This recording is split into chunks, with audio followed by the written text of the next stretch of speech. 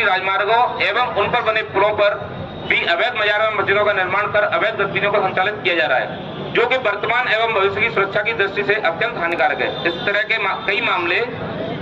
कई मामलों के संबंध में प्रशासन को कई बार चेताया गया, लेकिन प्रशासन अचेत बना रहा।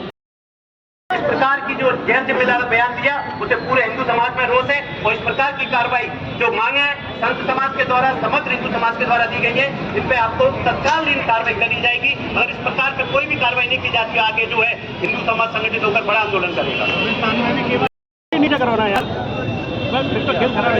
मांग नहीं है। अभी पिछले सप्ताह एक ब्लास्ट हुआ है मुरैना में ही, इस्लामपुरा में, और उस समय ऐसा ब्लास्ट हुआ है कि एक घर तो उड़ गया। जिस घर में ब्लास्ट हुआ उसके आसपास के निर्दोष लोगों के भी घर उड़ गए हैं। वो तो दोषी है, जिसने पता नहीं क्या बनाया है, वो जांच होने के बाद स्पष्ट होगा, तब हम कुछ कह सकते हैं कि क्या है। लेकिन इस पर प्रशासन कह रहा है कि वो उसमें सिलेंडर फटा है, उसमें फ्रिज फटने की कभी बात करते हैं, तो मैं ये दावे के साथ कह सकता हूँ कि बिल्कुल नहीं फटा है, क्योंकि रेफ्रिजरेटर फटने के बाद भी दीवार में दरारें तक नहीं आती। सिलेंडर फटने के बाद में भी पहले भी हमने देखा है, नैनागढ़ सड़क पे एक बार 14 या कितने सिलेंडर फटे थे, उस घर की एक दीवार में दरार तक नहीं आई थी, बस दमादम ऐसे ही होता रहा था। लेकिन इतना बड़ा ब्लास्ट, तो इसके पीछे क्या है? उसे हम RDX कहें कि क्या कह सकते हैं उसको, कि जो चीज है वो निर्दोष हिंदुओं की जान लेने पर तैयार है।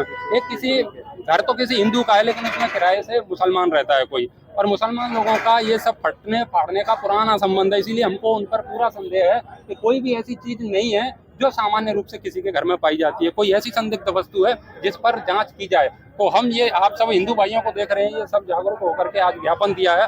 7 दिन का समय दिया है, क्योंकि ये तो बार बार समय दे रहे हैं, हमें भ्रमित कर रहे हैं। हमने समय दिया है, यदि इस पर कार्रवाई नहीं होती है तो इस आंदोलन का उग्र रूप भी प्रशासन को देखने के लिए जरूर मिलेगा। पुलिस देखिए, अभी तमाम संगठन इसमें एकत्र थे, कुछ संत समाज के लोग भी थे उसमें, कुछ विश्व हिंदू परिषद बजरंग दल के अन्य लोग भी थे। उनके द्वारा एक ज्ञापन दिया गया है जिसमें लगभग 6 मांग हैं।